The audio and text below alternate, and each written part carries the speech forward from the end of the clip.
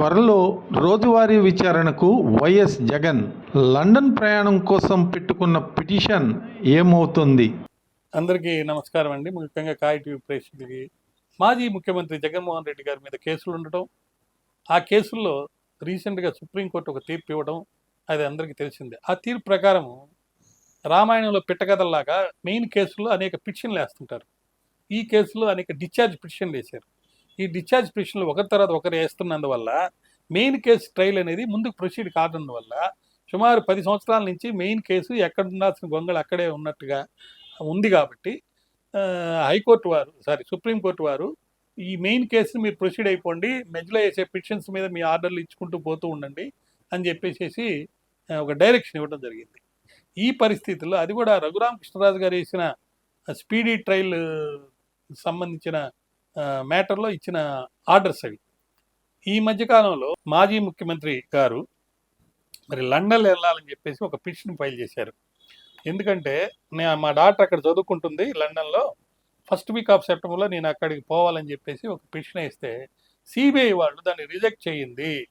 ఆయనని travel about వెళ్ళటానికి లేదు, ఎందుకంటే ఇక్కడ డే టు డే ఇక్కడ కేసు జరుగుతుంది కాబట్టి ఆయన ప్రెజెన్స్ అవసరము, ఈ ప్రొసీడింగ్స్ అనేది అబ్స్ట్రక్షన్ అవుతుంది అని చెప్పేసి వాళ్ళు క్వశ్చన్ చేయటం జరిగింది.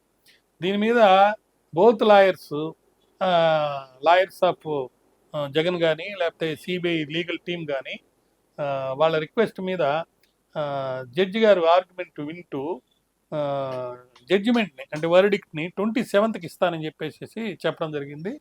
ఈ మీన్ వైల్ విజయసాయి రెడ్డి గారు కూడా నేను కూడా వెళ్ళాలి అని చెప్పేసి ఆయన ఒక పిటిషన్ కూడా వేశారు. అది కూడా పెండింగ్ ఉంది. ఈ పరిస్థితుల్లో ఆయన యొక్క ప్రెజెన్స్ అనేది ఎంతవరకు అవసరము అనేది చాలా ఇంపార్టెంట్.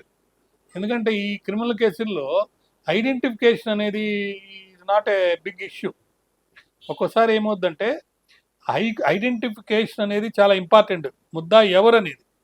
కానీ కొన్ని కేసుల్లో ముద్దాయి యొక్క ఆన్సర్లు కూడా చాలా అవసరం అవుతుంది. కానీ ఇప్పుడు ఇనీషియల్ స్టేజ్లో ఉంది కాబట్టి అది మరి కాగ్నిజెన్స్ ఆఫ్ ద కేస్ అంటే ఏ నేరాల కింద ఈయన మీద ట్రయల్ చేసి ఉన్న ఎవిడెన్స్ ప్రకారం షిఫ్ట్ చేసిన తర్వాత గ్రేవ్ సస్పిషన్ ఉంది అనేది కోర్టు వారు ఇనీషియల్ స్టేజ్లో దాన్ని డిసైడ్ చేస్తారు. అది అయిన తర్వాతనే కేసు అనేది ముందుకు వెళ్ళడం జరుగుతుంది. అంటే ఈయన గతంలో ఎన్నోసార్లు విదేశాలకు వెళ్ళడానికి పిటిషన్లు వేయటం, అనుమతులు తీసుకోవడం జరిగింది.